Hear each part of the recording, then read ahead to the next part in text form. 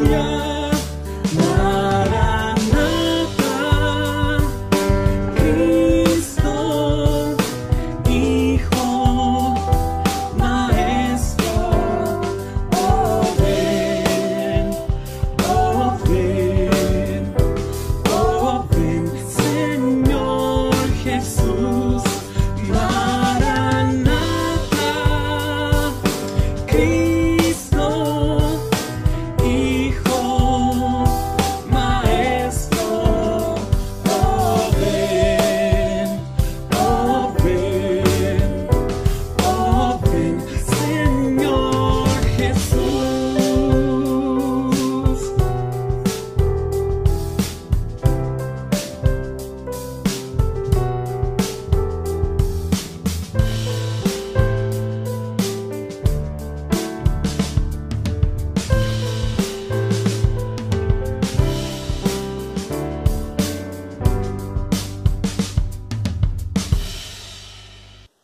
Bien, amados hermanos, es así como hemos llegado al momento de la reflexión de la palabra del Señor, la parte más importante del culto de adoración. Y en el día de hoy vamos a comenzar una serie de mensajes acerca de la epístola del apóstol Pablo a los filipenses. Ya. ¿Y por qué? ¿Por qué los filipenses? Bueno, y porque, bueno, cuando llegamos a ser de Cristo, supuestamente renunciamos a todo, renunciamos al mundo, pero sin embargo nuestra fe muchas veces depende de las circunstancias en las que se nos dan las cosas. Si todo va bien, nuestra fe va bien y nuestro gozo va bien. Pero cuando las cosas van mal o se ponen difíciles, nuestra fe decae. Y nuestro gozo también. Entonces, las Escrituras, amados hermanos, nos enseñan a gozarnos en el Señor siempre, cualquiera sea la circunstancia que nos encontremos, a gozarnos en las cosas creadas. Y gozar no es lo correcto, sino gozarnos en nuestro Señor. Otro problema que también tenemos y que en la epístola de los filipenses también nos ayuda, es que muchos sirven al Señor por miedo a las consecuencias que trae el no obedecerle. En los rostros de muchos hermanos a veces se ven que cumplen con un servicio obligado en sus rostros, y que han sido raptados de sus trabajos y se sienten forzosamente en el deber de asistir a la iglesia y no muestran en su cara la felicidad propia del cristiano que se goza en servir al Señor. Ciertamente, si no tuviera ni no se sintiera obligado a ir a la iglesia y a servir al Señor, ciertamente no iría más. Sin embargo, esto de servir al Señor para evitar el castigo no es lo indicado.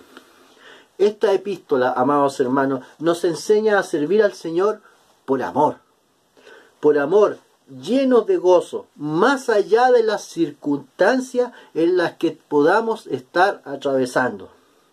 Pues nuestra razón de vivir, así nuestro gozo, están centrados nada más que en la persona de nuestro Señor Jesucristo.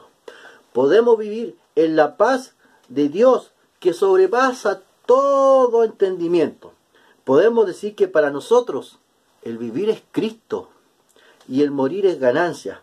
Podemos tener el sentir que hubo en Cristo Jesús, quien no estimó el ser igual a Dios como cosa a que aferrarse, sino que se despojó y se vistió de siervo.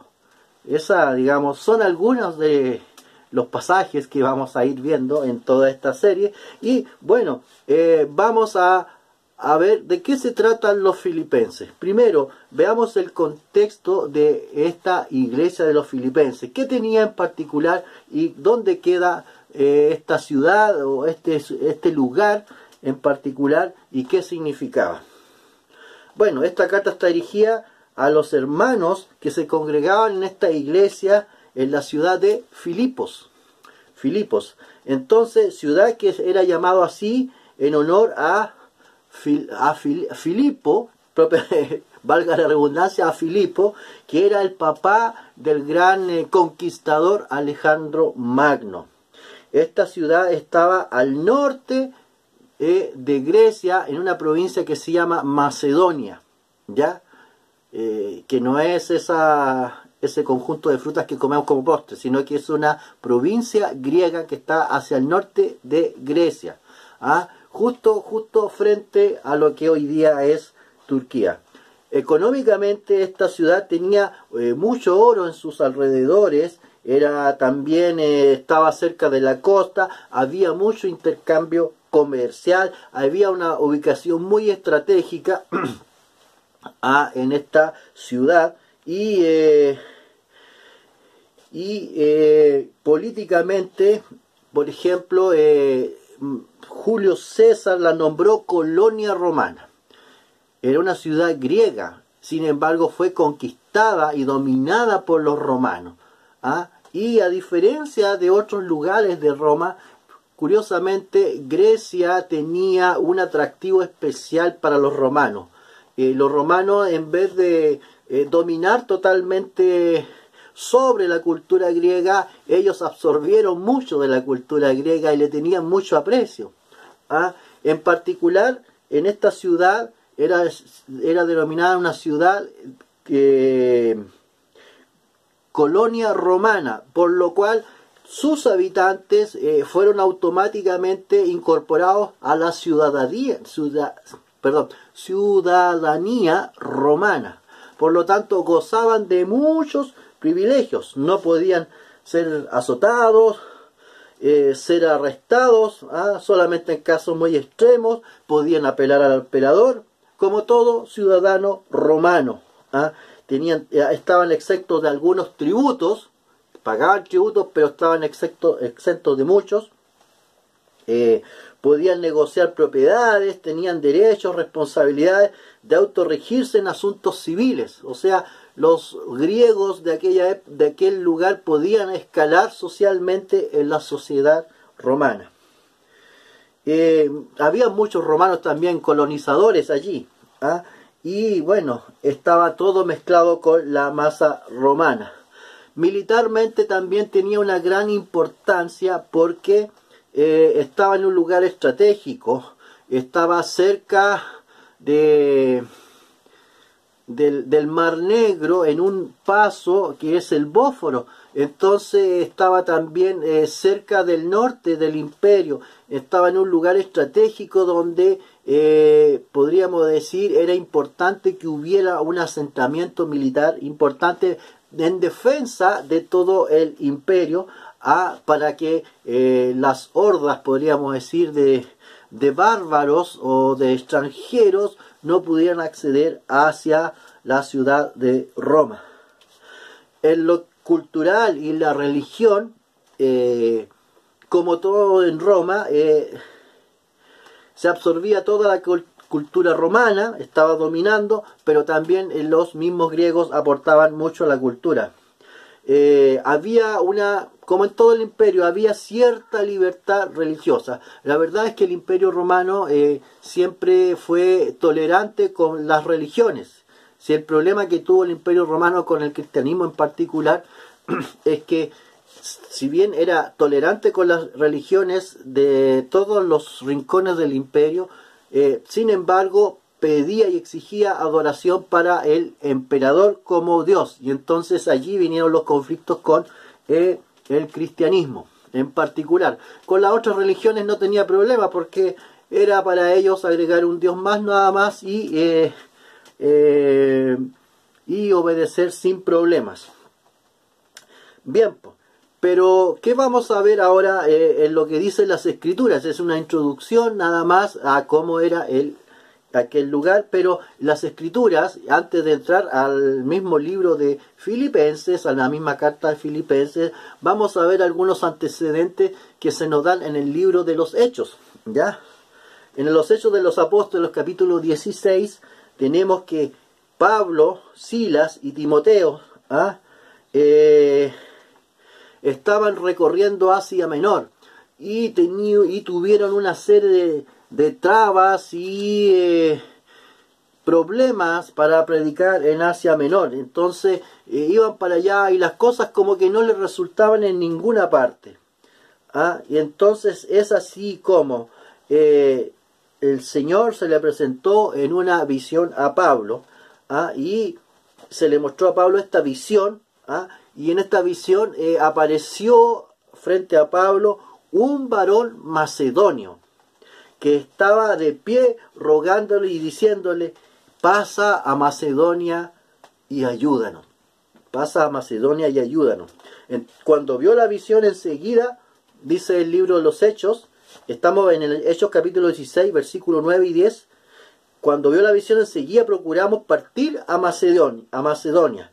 dando por cierto que Dios nos llamaba para que le anunciásemos el Evangelio. Entonces Pablo dio por sentado de que era un llamado a Macedonia. Esto tiene una importancia muy grande, porque si nos ubicamos en el mapa, Pablo estaba evangelizando en todo lo que es Asia Menor, que hoy día es el territorio de Turquía, y el Señor lo manda a Macedonia. ¿Qué importancia podría tener esto? Macedonia estaba al otro lado del paso del Bósforo, que cruza del mar Egeo hacia el mar Negro, y eso es, podríamos decir, hoy día y desde siempre se ha considerado la frontera entre Asia y Europa. Entre Asia y Europa. Entonces, cuando este hombre macedonio llama en esta visión al apóstol Pablo, está representando una nueva puerta que se abre para la predicación del Evangelio. ¿Por qué? Porque ahora los misioneros, porque ahora los apóstoles iban a cruzar el Bósforo, esa frontera entre Asia y Europa, y iban a llevar el Evangelio de nuestro Señor Jesucristo a Europa. O sea, el Evangelio iba a ser predicado en Europa por primera vez. Y bueno, el apóstol Pablo, cuando llegaba a un lugar, tenía dos estrategias en particular en sus misiones. Una era ir a la ciudad más importante que había en el sector, y por eso fue a Filipos. Y luego era buscar la sinagoga del lugar, y así, digamos, se acercaba a gente, a los judíos, a personas que tenían ya una cierta idea y un cierto conocimiento de las cosas del Señor. Bueno, fue a Filipos, ciudad grande, estratégica, próspera. Sin embargo, se encontró con que en Filipos no había sinagoga. No había sinagoga, no hay sinagoga. Y sale en el día y va a el río a predicar la palabra. En aquellos lugares el río cobraba una importancia muy grande, porque toda la gente común iba al río a lavar o a buscar agua. Era una actividad muy común y muy masiva. Por lo tanto, allí donde se juntaba mucha gente, el apóstol Pablo fue. Entonces, una mujer llamada Lidia, vendedora de púrpura de la ciudad de Tiatira, que adoraba a Dios, estaba oyendo esta predicación del apóstol Pablo. Y el Señor abrió el corazón de ella para que estuviese atenta a lo que Pablo decía.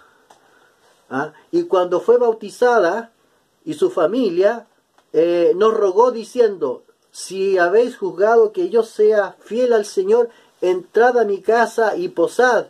Y nos obligó a criarnos. Entonces, esta mujer fue, podríamos decir, la primera conversión que hubo en suelo europeo. Una mujer. La primera conversión que hubo en suelo europeo. No digo que la primera europea, ni el primer europeo, porque el apóstol había predicado y habían algunos europeos conversos ya que vivían en Asia. Pero fue la primera conversa en suelo europeo. El púrpura es una sustancia que se sacaba de algunos caracoles desde el fondo del mar en una cantidad muy pequeña que se procesaba, y que con eso se teñían las ropas y daban un color muy bonito y muy impresionante, que usaban generalmente en las clases más acomodadas en el Imperio Romano. Tuve la oportunidad de ver un día no sé si en el Discovery Channel o en el History Channel, un reportaje acerca de el uso de la púrpura en aquel tiempo y de cómo se procesaba. Se los recomiendo si pudieran verlo de alguna manera. no solamente tenemos este acontecimiento de Lidia, sino que otros acontecimientos ocurrieron al apóstol Pablo que están narrados en los Hechos, de los que le pasó allí en la ciudad de Filipos. Allí en el versículo 17 tenemos que Pablo expulsa un demonio de una muchacha que gritaba a gran voz: estos hombres son siervos del Dios Altísimo, quienes os anuncian el camino de la salvación. ¿Ah? Estos hombres son siervos del Dios Altísimo, quienes os anuncian el camino de la salvación. Pablo se sintió molesto un poco por la adulación, con un doble propósito que tenía este demonio que hablaba a través de esta mujer, y expulsa al demonio. Sin embargo, se armó todo un alboroto en aquel momento y fueron apresados y fueron azotados, fueron azotados y fueron echados a la cárcel. Y ni siquiera fueron juzgados, ni siquiera fueron interrogados, fueron echados a la cárcel. Entonces, allí en la cárcel, él fue echado junto a Pablo y Silas, fueron despojados de sus ropas, azotados con varas, y le azotaron mucho y fueron puestos en el calabozo de más adentro, con más seguridad, amarrados en un cepo. El cepo son dos palos paralelos que son atornillados uno con otro, que tienen unos agujeros, y ahí se ponen los pies de los encarcelados para que no puedan moverse. Un lugar frío, oscuro, asqueroso, podríamos decir, y maloliente. Allí estaban al apóstol Pablo y allí estaban Silas con sus heridas abiertas en sus espaldas. Y bueno, y ahí oran y además predican a todos los otros encarcelados que andaban por ahí, por alrededor, y cantaron himnos. Y viene un terremoto, y las celdas con los grilletes son abiertas, el cepo también es abierto a causa del movimiento de este terremoto, y viene el carcelero cuando se da cuenta de esta situación. Estoy parafraseando todo lo que dice, no estoy leyendo. Se da cuenta de toda esta situación, va a sacar una espada para poder suicidarse. ¿Por qué? Porque en la ley romana, si un soldado romano era responsable de la custodia de algún preso, tenía que responder con su vida. Si un preso escapaba, el guardia o soldado era muerto. Por lo tanto, él, al saber y al encontrarse con que posiblemente todos los presos escaparon, no le quedaba más remedio que suicidarse. Entonces, el Señor, y este hombre al suicidarse es detenido por Pablo. Y Pablo dice: no te hagas ningún daño, todos estamos aquí. Allí queda este hombre impresionado porque estaban todos los presos allí. Y se postra diciendo: señores, ¿qué debo hacer para ser salvo? Y ellos dijeron: cree en el Señor Jesucristo y serás salvo tú y tu casa. Entonces, y aquí, de aquí en adelante, este hombre se llena del Espíritu Santo, y le hablaron de la palabra del Señor, y todos los que estaban en su casa, y él, tomándolos en aquella misma hora de la noche, les lavó las heridas, los atendió, y enseguida se bautizó él con todos los suyos, los de su casa, el carcelero, y llevándolo a su casa los puso en la mesa, y se regocijó con toda su casa de haber creído en Dios. Amados hermanos, este es un gran momento y es un gran testimonio de este carcelero.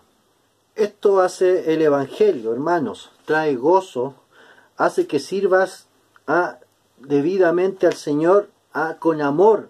jamás nos lleva a servir por miedo, jamás nos hará depender de las circunstancias. Así es un cristiano, así vive un cristiano, sirviendo con gozo, pues se regocija de lo que Cristo ha hecho por cada uno de nosotros, por cada uno de nosotros. Esta pequeña semilla será un frondoso árbol al cual Pablo le escribe la carta que vamos a estudiar en esta serie de mensajes. Entonces, ¿cuáles son los propósitos, amados hermanos, de por qué el apóstol Pablo escribe esta carta a los filipenses? Y podemos identificar algunos.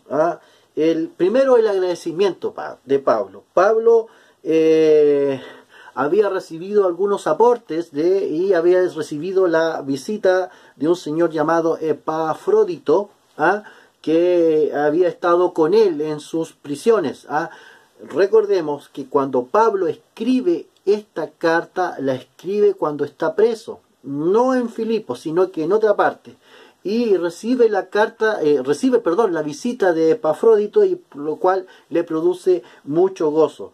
Otro propósito es guiarles para que enfrenten las amenazas que pueden destruir la iglesia, como son la división, como son las herejías. Allí estaban los judaizantes que tanto atacaban la iglesia y pervertían la sana doctrina.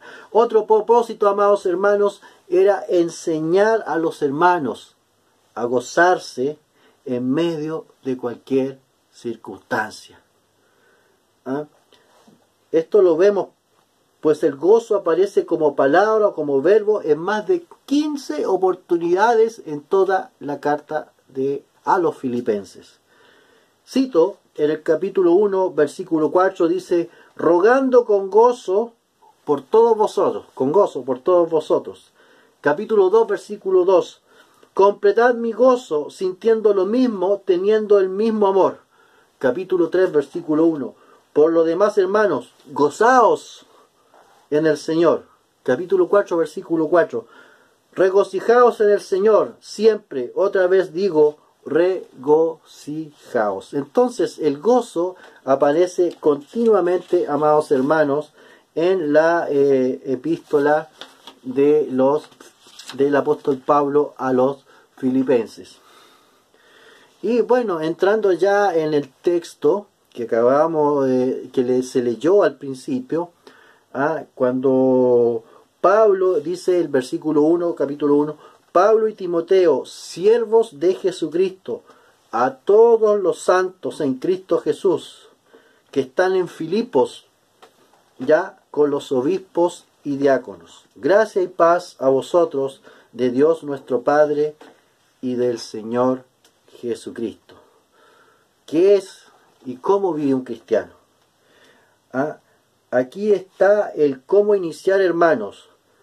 ¿Lo pudieron ver? Es claro, el cómo y el qué para iniciar y disfrutar de nuestro Señor Jesucristo. Un cristiano, amados hermanos, es un siervo. Lo dice en el primer versículo, Pablo y Timoteo, siervos de Jesucristo.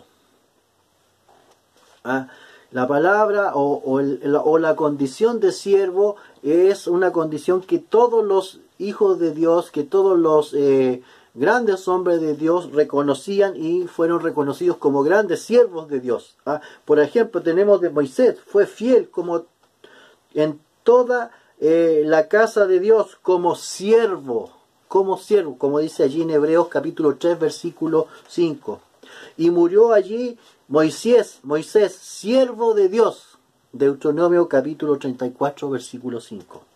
El Señor llama a sus profetas como siervos, dice allí en Zacarías capítulo 1, versículo 6. Siervo de Dios, Santiago, siervo apóstol, segunda de Pedro, Judas, siervo de Jesucristo, ahí tenemos otro. Entonces es algo indispensable para todo cristiano entender que somos siervos del Señor. Somos suyos y somos su propiedad, pues Él nos compró. nos compró con sangre. Allí en 1 Corintios capítulo 6, versículo del 19 al 20 dice: os ignoráis que vuestro cuerpo es templo del Espíritu Santo, el cual está en vosotros. Tenéis de Dios y que sois vuestros, pues por precio habéis sido comprados. Por tanto, glorificad a Dios en vuestro cuerpo y en vuestro espíritu, los cuales son de Dios. Qué importantes son estas palabras, sobre todo, amados hermanos, y me viene a la mente, muchos por ahí que andan diciendo: mi cuerpo es mío y yo decido sobre mi cuerpo. No es así, amados hermanos.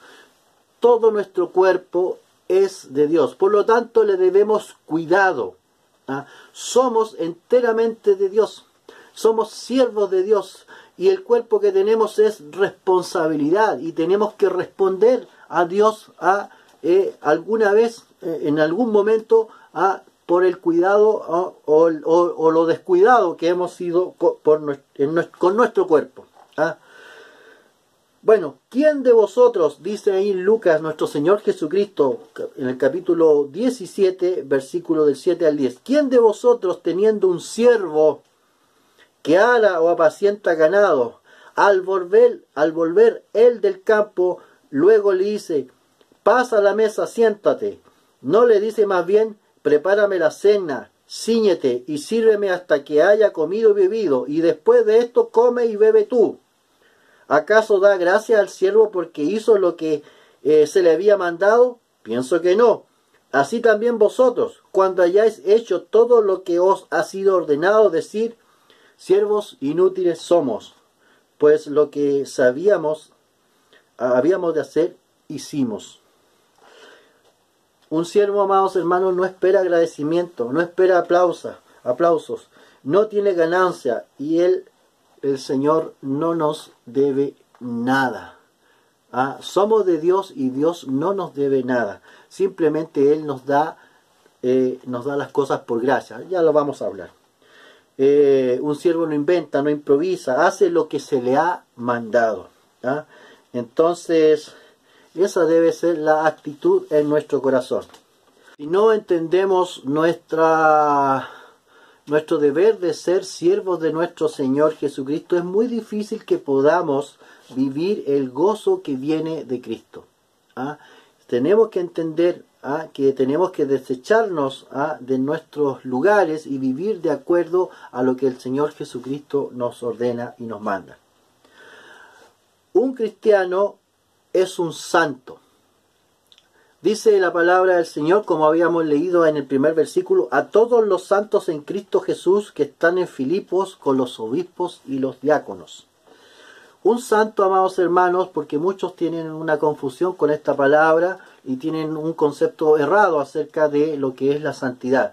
Un santo es alguien que ha sido apartado, que fue tomado y ha sido apartado para otro lugar.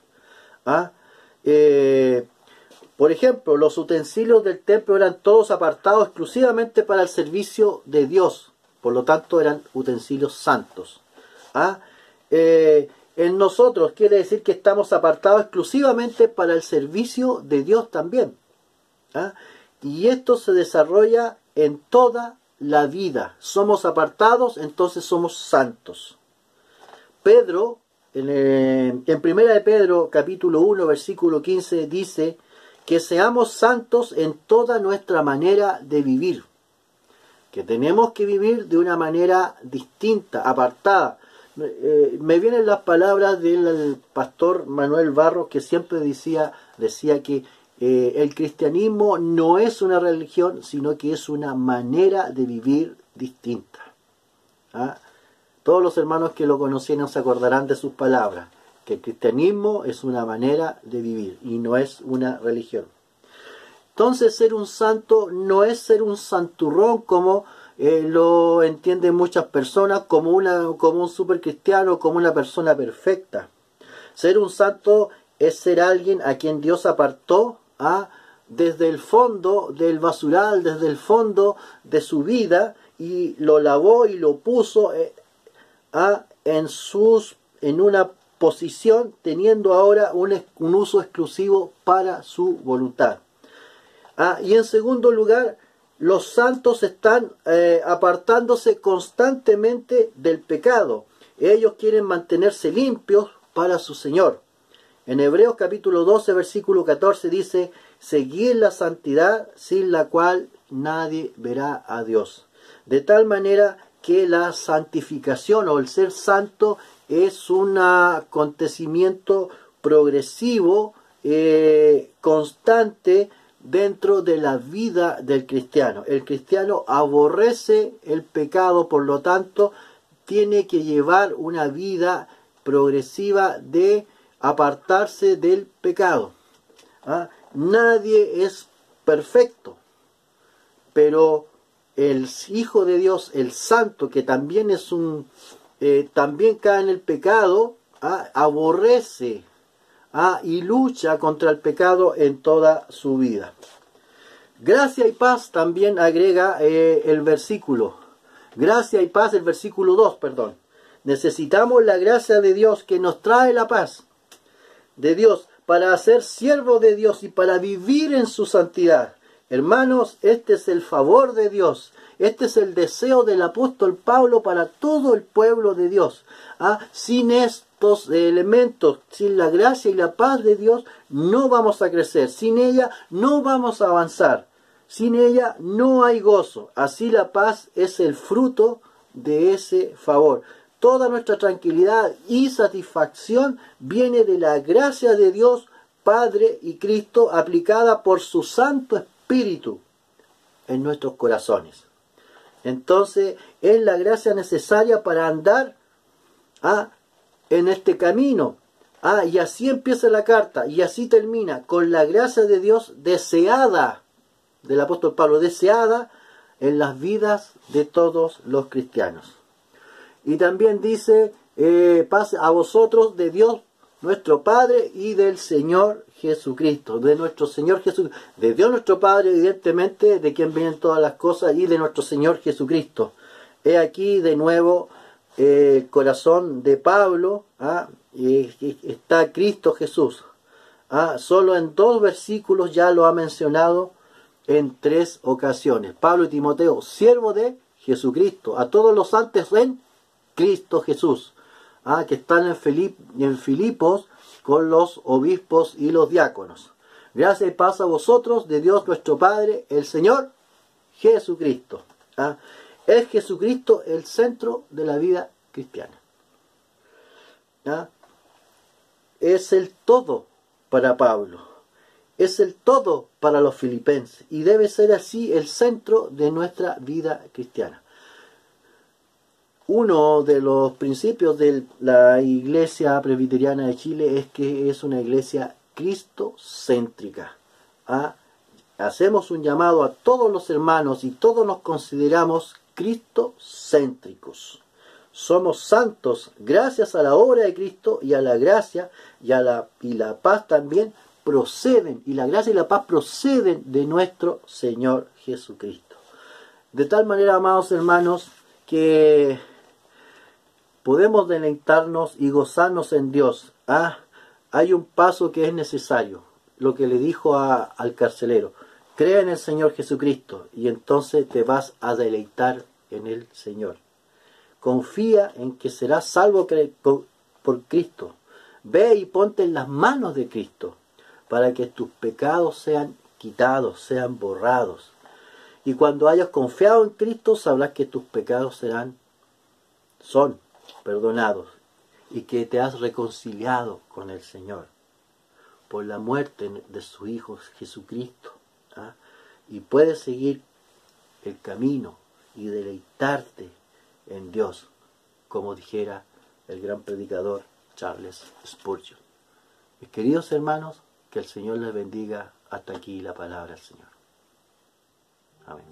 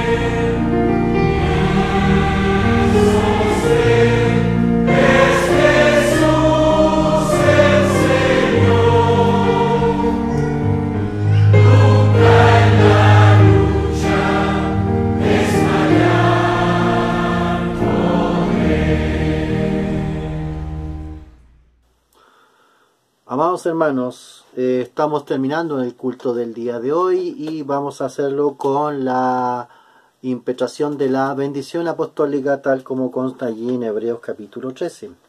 Dice: y el Dios de paz, que resucitó de los muertos a nuestro Señor Jesucristo, el gran pastor de las ovejas, por la sangre del pacto eterno, os haga apto en toda obra buena, para que hagáis su voluntad, haciendo Él en vosotros lo que es agradable delante de Él, por Jesucristo, al cual sea la gloria por todos los siglos.